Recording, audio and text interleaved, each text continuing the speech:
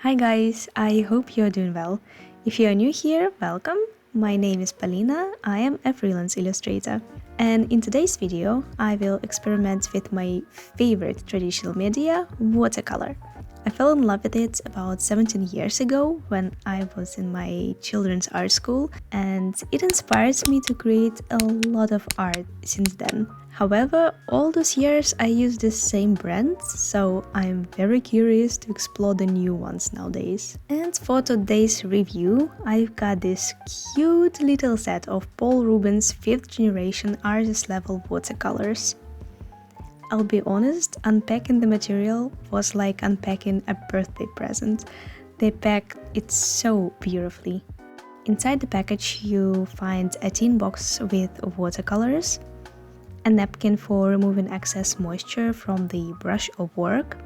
There's also a small book with information about the brand and the color palette, as well as a glitter folder prepared for making your color swatch, which already has the pigment numbers and color names. The black folder is mostly in Chinese, but with the magical help of Google Camera Translator, in a few seconds I could read some more insights about the brand. Let's take a look at the box. I personally really like the design. This one came to me in pink and gold. On the website I also saw they have a black and gold version, which I like as well. It reminded me of a fancy candy box from my childhood times for some reason. By the way, I have the link of the product in my description if you want to check it out. This mini set is made to be convenient to use outdoors. It's lightweight, has a finger ring to hold the box more comfortably and to prevent dropping, though I feel like people with longer fingers will have more use of it than I do. It's a tin case, so it looks very nice and durable, though it makes more noise when you take the colors with the brush. I guess you have to get used to that. The paint set already has a mini palette for mixing colors, which is also made from metal, so it's very easy to clean. The set contains 12 half pans. Every one of them is wrapped in paper with the paint's characteristics on it, like color carrier, pigment numbers, light fastness, and the level of transparency. And let's get distracted from paint for a second and appreciate this gorgeous pink napkin.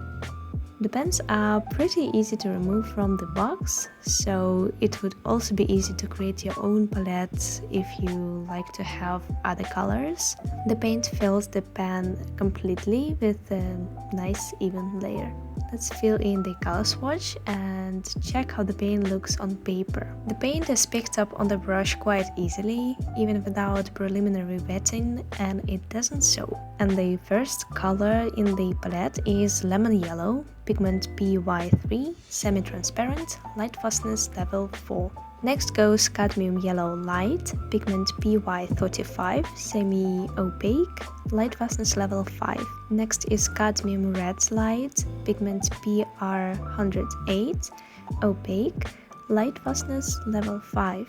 Then goes quinacridone rose PV19, transparent, light fastness level 5. Next there is dioxazine violet PV23, semi-transparent, light fastness level 4. Next color is French blue PB29, semi-transparent, light fastness level 5. Then we have Berlin blue, also known as Prussian blue, pigment PB27, semi-opaque, light fastness level 5. Next there is Oriental green, pigment PG7, semi-transparent, light fastness level 5. Then goes olive green dark, made on PO62 and PG7, semi-opaque, light fastness level 5. Next is Venetian red PR101, opaque, light fastness level 5.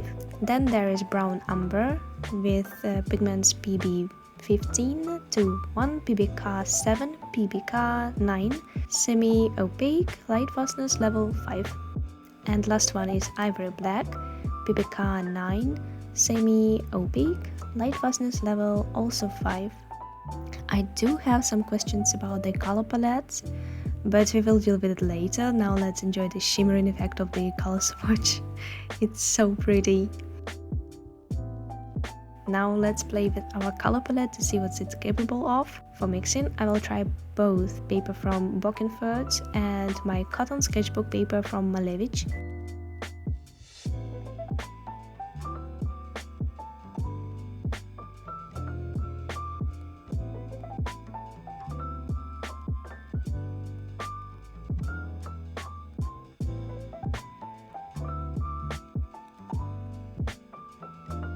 And yes, I don't dare to use the pretty napkin yet, so using a paper one here to clean my brush.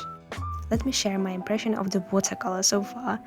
And a small disclaimer, even though I like to use watercolor for many years now, by no means an expert in the paint. I'll give you my personal opinion based on my own experience. Also, forgive me if I make mistakes in naming things. English is not my first language, and I do my best. Although I am open to constructive notes to the mistakes. But let's move forward. I was honestly impressed by the vibrancy of the Rubens colors. If I compare them with my other paint swatches, these are way brighter than Van Gogh paint I have and stand close to Sonnet watercolors.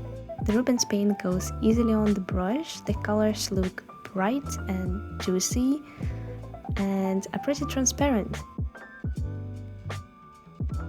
I found a lot of joy in mixing the colors together into the color swatches because they give a very natural color mixing and spread nicely.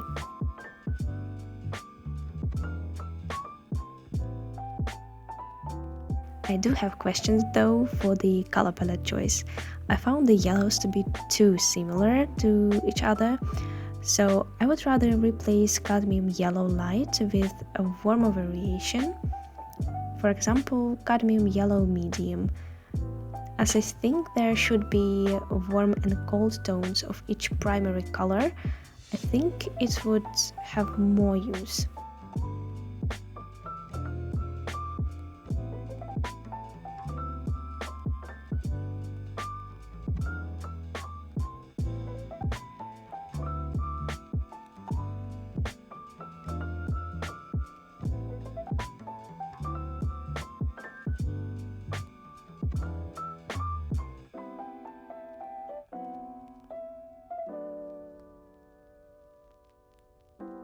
The color wheel I think looks great. I could get clean mixes of green, purple and orange.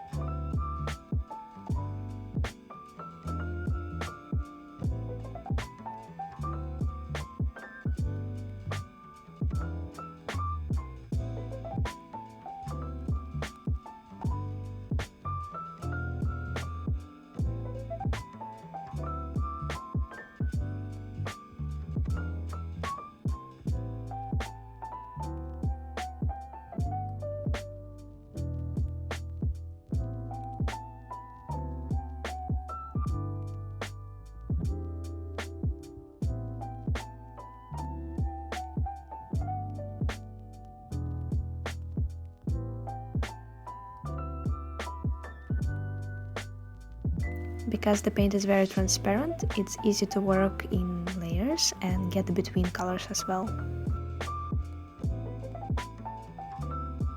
Like here, I put a layer of blue on top of red and yellow and get green and dark purple in between.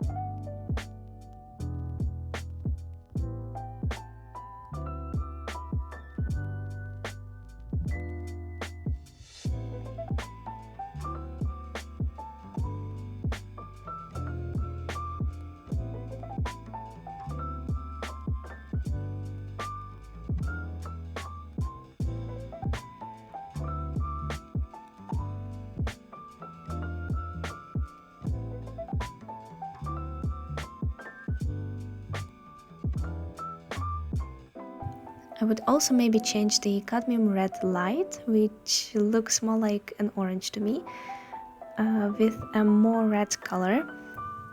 If I look at the color swatch on the website, I think Pearl Ruby Red might be a good replacement.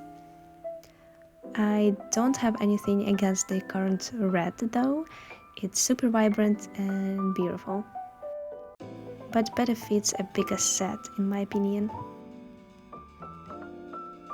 And here is some more mixing on another paper. A good note for my future painting, mixing quinacridone with French blue gives very clean, vibrant violets. When mixing with Berlin blue, I get more subdued and muted colors.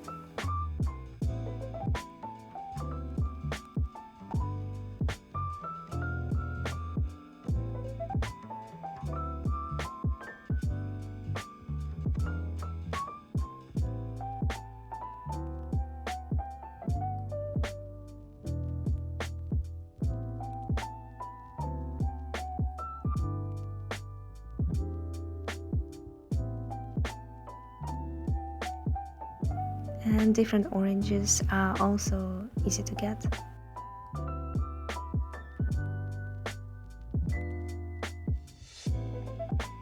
And I will have to experiment with it more, but this time I got interesting results with the dark colors.